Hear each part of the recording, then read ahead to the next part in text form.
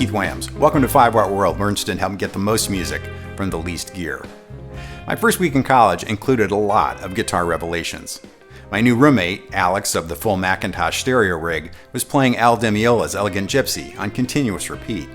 At the end of the hall was a guy with a more meager, yet impressive to me, Yamaha system playing Ralph Towner and Gary Burton's Matchbook on ECM Records. And then, about Thursday, I followed the sound of an electric guitar's bouncing bass lines, chords, and melody to a door. But when I knocked on the doors to ask what was playing, the music stopped. I'd assumed it was a record, but when the engineering student from Tennessee that lived in that room opened the door, he was wearing a late 60s Gretsch country gentleman over his shoulder. I'd never seen a guitar like it anywhere.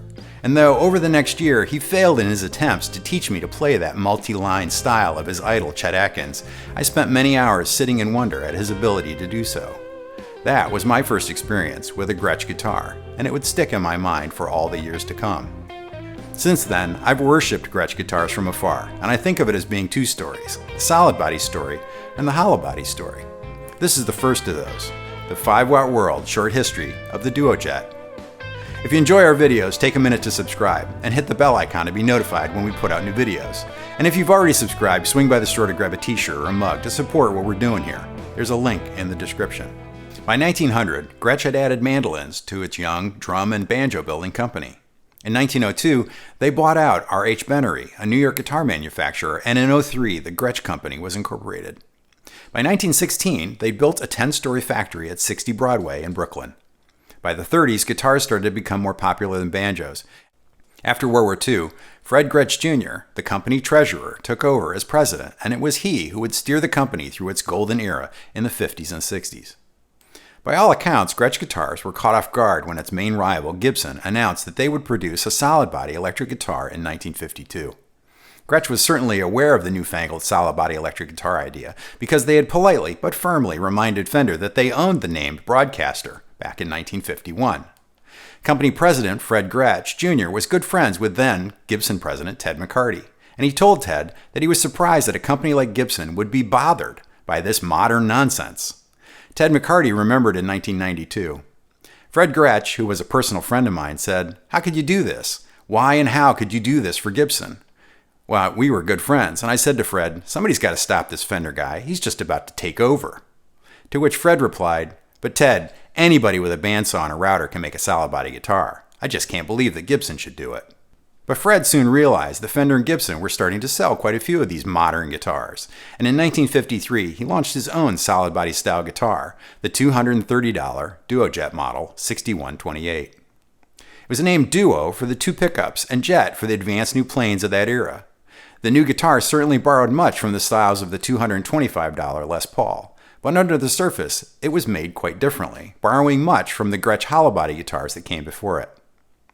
Instead of the mahogany and maple sandwich body employed by the Les Paul, Gretsch routed out a mahogany body, creating a section box to hold the wiring and electrical components. To this, they affixed a lid of laminated maple. The lid was joined to the base where the body was not routed, along the sides and around and under the bridge. The pickups were then mounted to the top. So the new solid body was technically semi-solid, something that is often overlooked in these discussions of these smaller Gretsch models. The routing yielded a lighter guitar, and it gave it a unique sound, qualities appreciated by many players as the years went on. Unlike the painted Les Paul and Telecaster, in their early years, the top of the Duojet had a hard plastic covering, the same material that Gretsch used on some of its drums. The company was very comfortable adding a plastic skin to the laminated drums, and it wasn't a stretch to apply this method to the laminated top of the guitars. The control layout of the Duojet marked the start of positioning a master volume pot on the cutaway instead of back with the other controls below the bridge. The early Duojets had two de-Armand Dynasonic pickups, one pickup selector switch, and 4 knobs total. The master volume on the cutaway, and then 3 knobs below the bridge, a volume knob for the neck pickup, a volume for the bridge pickup, and below those a master tone knob. The bridge on the Duojet was the Melita Synchrosonic that was first released on some Gretsch electrics in 1952. Predating the Gibson Tune-o-matic bridge, which we'd see on the Super 400 in 53 and the Les Paul Customs in 54. The Melita was the first bridge that offered independent intonation adjustment for each string, allowing the guitar to be more in tune with itself from string to string. Gretsch touted the new bridge in advertising, saying, "For the first time, offering perfect tuning and clearer high notes." The first year of the Duojet had the old-style script logo, but during '54 it was transitioned to the new T-roof logo. It's called this because the horizontal stroke on the T is stretched like the kind of roof over the other letters. This is the logo that has been used on virtually every Gretsch since, until some of the recent batches of reissues. Though Gretsch was known to build guitars in batches of 100, there were 150 Duojets built in '53. Still, this is a very small number of guitars, and understandably, those first-year guitars are very collectible. In the following years, Gretsch would add new models, many of which were shaped and constructed very much like the Duojet. 1954 saw two new solid-body models, the Silverjet and the Roundup. The Silverjet was a Duojet with a silver finish on the top, clearly another benefit of being a drum company as well as a guitar company. They were making drums in solid pearl and sparkle finishes. The second guitar released that year was Gretsch's answer to the growing popularity of country and western. In 1953, Hank Williams had even seen hits creep onto the pop charts. So Gretsch took aim at this market and adorned the Roundup with full-on western ornamentation. A G was branded into the front of the guitar.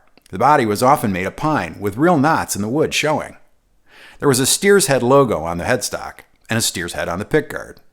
It had a strip of metal-studded leather all the way around the outside and was shipped with a matching strap replete with rhinestones and cactuses.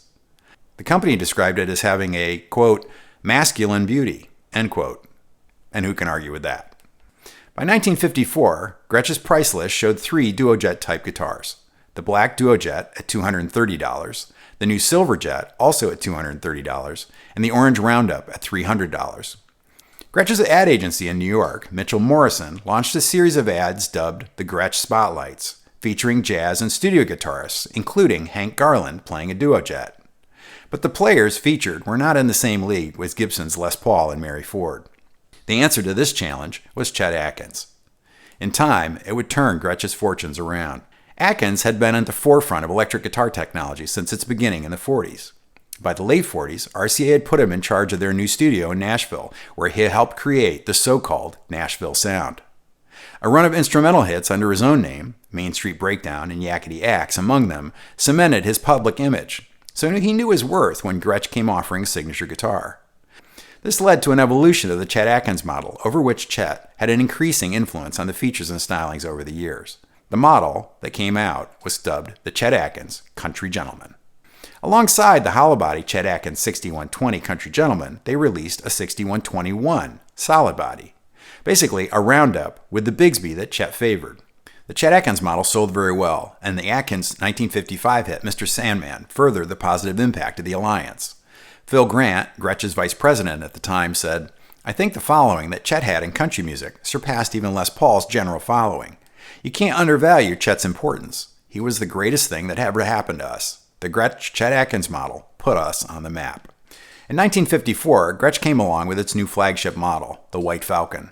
Based heavily on the 6120 styling of the guitar developed with Chet, they pulled out all the stops and created the white and gold fantasy that we all know today. And like the Chet Atkins Country solid body model, they issued a companion model to the White Falcon in the solid style guitars, the White Penguin. It shared most of its features with the White Falcon, and it was released in 1956. It also borrowed from Gretsch's banjo production with a banjo-style armrest. It had gold hardware, gold sparkle binding, and the hump block inlays of the era. It even had a penguin walking across its pickguard. The slightly silly naming may have had an impact on the sales, as very few were sold. The model was produced in very limited numbers and didn't even appear in any Gretsch catalogs, and was only on a couple of price lists. In 1955, Gretsch again beat Fender and Gibson to the punch, putting a full-color cover on their catalog.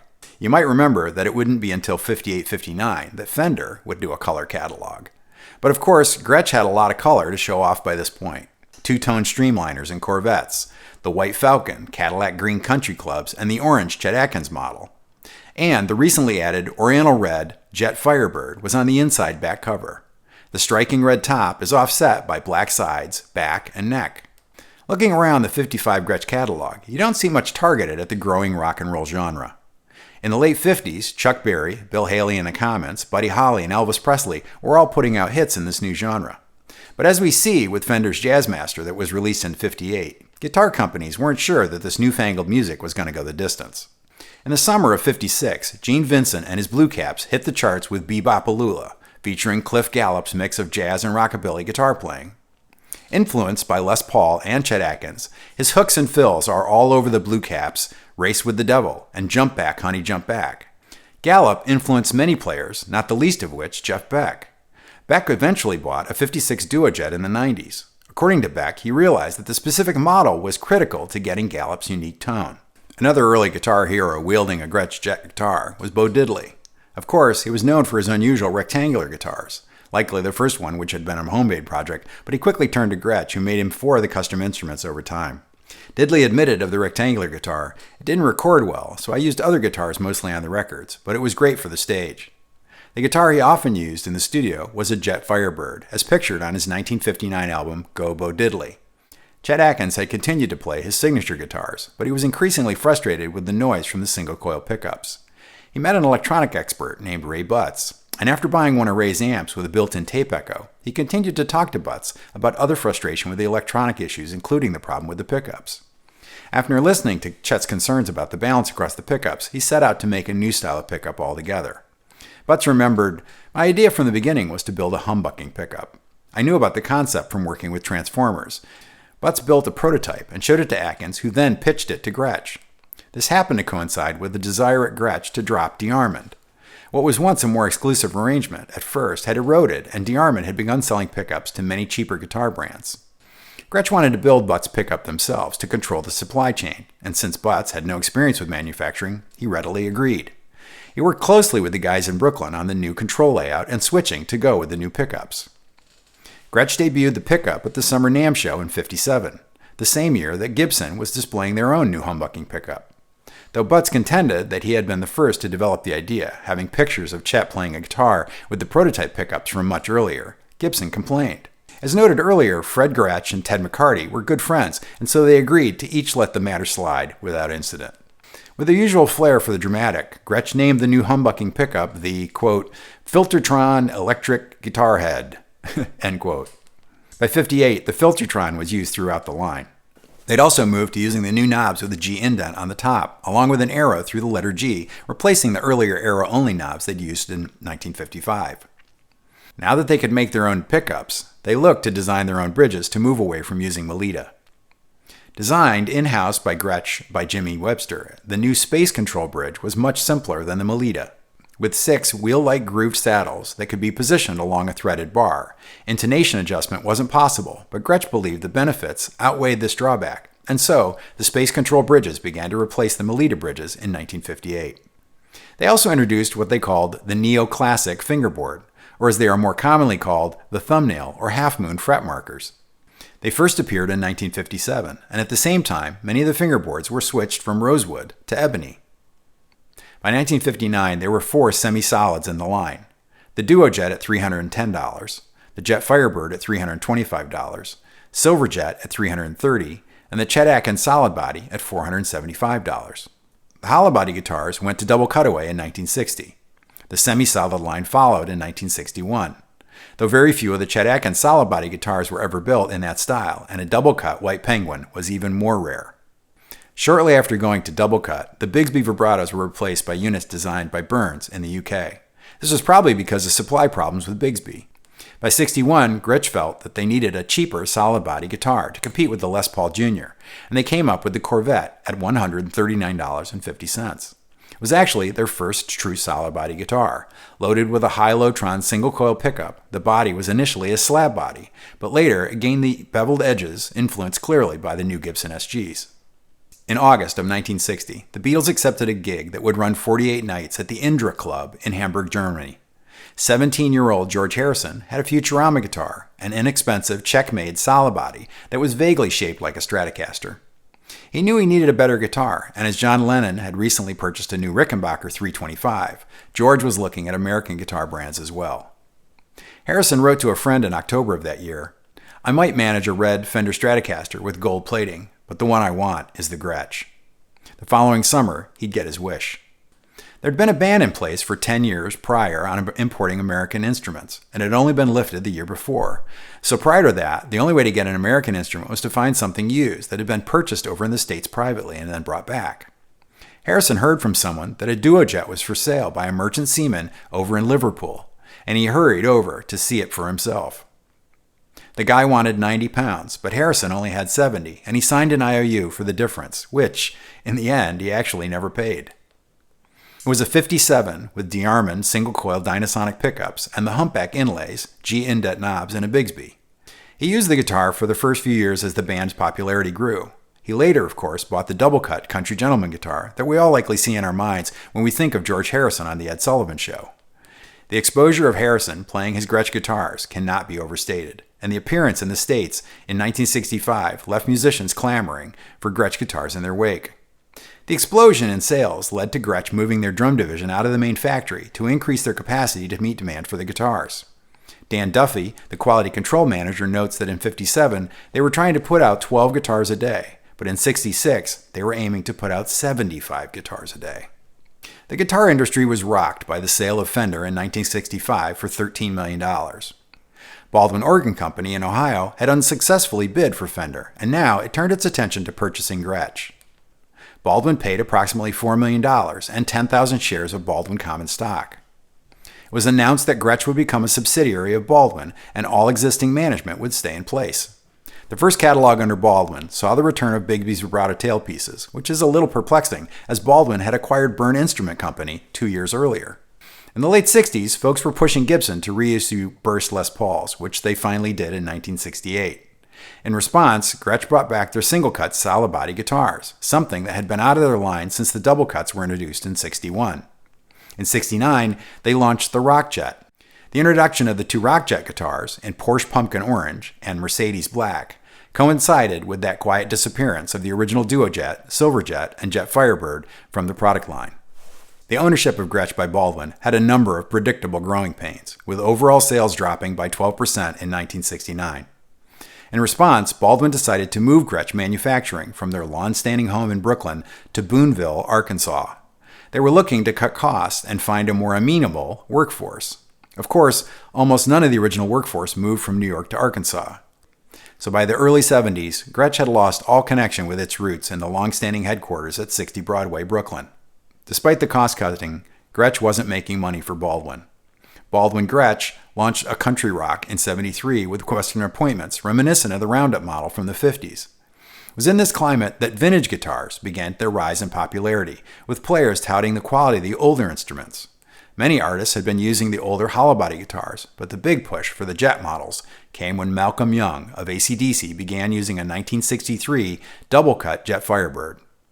The guitar had been given to Malcolm by his brother, George, who'd been in the band the Easy Beats. Malcolm's driving rhythms pushed the band to the top of the charts in the mid and late 70s. Nicknamed the Beast, Young stripped the red finish off the top. He pulled 2 of the 3 pickups out of the guitar, creating openings to the chambers underneath. Chet Atkins left Gretsch and signed an endorsement deal with Gibson in 1980. Baldwin was in a dark time, and this led to Baldwin's parent company eventually declaring bankruptcy in the early 1980s, and they began selling off their instrument divisions in the breakup. This all led to Fred W. Gretsch, the nephew of Fred Gretsch Jr., buying the company back in January of 1985. They didn't have a manufacturing facility any longer, so they made an agreement with Terada Musical Instruments in Japan to build the guitars. It took a few years to put it all on its feet, and by 1989, the price list offered 9 electric guitars, including 4 Jet-style guitars. The Duojet at $1,300, Silverjet at $1,400, Jet Firebird at $1,400, and the Roundup at $1,550. Reissues would soon come after, for White Penguins and signature models for Bo Diddley, Elliot Easton, and Malcolm Young. They began building various color sparkle jets and a double neck jet guitar as well. In the late 90s, Gretsch began selling Korean-made guitars, reviving their Electromatic name, and in this line there are both Duojet and Double Jet cut models. Gretsch and Fender joined forces in 2002 in an agreement where Fender does the marketing, manufacturing, and distribution, but Gretsch still owns and controls the brand. Fender reworked every model, and they bought up some vintage Gretsch guitars to serve as models for this process, just as they had done when starting their own custom shop reissue program in the 80s. The guitars purchased included a 59-style Duojet. The folks at Fender then reverse-engineered them. In other words, they copied them as accurately as they could. In 2005, the alliance with Fender came to fruition, and there were 11 solid-body guitars released. The models offered that year were a Malcolm Young Signature, a Duojet, Jet Double Neck, Jet Firebird, Silverjet, Sparkle Jet, Bo Diddley, Roundup, Elliot Easton, Nashville Solid Body, and White Penguin. In addition, there was a line of Electromatic models. In 2002, David Gilmour pulled out a Duojet to play the solo to Comfortably Numb during his performance at the Royal Festival Hall. And then, in 2011, the Custom Shop built a model based on George Harrison's original 57 Duojet. The guitar was brought from London to Los Angeles in its own first-class airline seat. Stephen Stern in the Custom Shop was in charge of capturing the details of the guitar. He complained that everyone wanted to come down and see it to the point of impeding his progress on the project altogether. The guitar had been used on famous gigs at the Cavern Club and was used on the first album along with other endless gigs. Stern said the thing was beat to crap. The Custom Shop made a limited run of just 60 guitars, and they listed for $20,000. When Jason Isbell had a chance to buy a particularly magical Firejet from producer Dave Cobb, he jumped at it. He's here showing it off during a premiere rig rundown from a few years ago. In 2018, jazz and Americana instrumental star Julian Lage was recording at Wilco's Loft in Chicago and picked up one of Jeff Tweedy's early 50s Duojets to try. He ended up recording the entire album with it over the next day and a half. The album titled Love Hurts features a trio playing covers, but in an edgy and reharmonized jazz-informed style. He was so taken with the sound that he found his own 53 Duojet. It had been sent back to the factory in '58 for a new neck, which explains the thumbnail inlays. He outlines why he loves his Duojet in this Premier Guitar Jams video with editor Jason Shadrick. He's gone on to design his ultimate jet-style guitar with the talented people at Collings, releasing a new Julian Lage signature guitar at the Winter NAMM 2020 show. Proving the old adage that imitation is the sincerest form of flattery, we see the legacy of the Duojet still influencing the cutting edge of guitar playing today. In 2003, the original Gretsch factory in Brooklyn was converted to 120 luxury condominiums. The 6-bedroom penthouse was for sale in 2014 for $6.5 million. Guitar historian Tony Bacon called it, quote, perhaps the ultimate Gretsch collectible. Leave it to Tony. If I missed something, or if you have your own Duojet story to share, please put it in the comments for everyone to enjoy. I need to thank the guys at Premier Guitar Magazine for permission to use the clips from the interviews with Jason Isbell and Julian Lage. I'd also like to thank Wildwood Guitars for sharing the pics of their current batch of sweet Duojet type guitars used in the thumbnail. This video would not have been possible without Tony Bacon's excellent The Gretsch Electric Guitar Book and The Gretsch Book by Paul Day and Tony Bacon. There's a link to the books in the description. If you enjoyed this short history of the Gretsch Duojet, hit the like button, and if you haven't subscribed yet, go ahead and hit that too. And if you want to support us even more, stop by the store and grab a t-shirt or mug. The link's at the top of the description. Thanks for watching. Until next time, thanks for being a part of the 5 Watt world.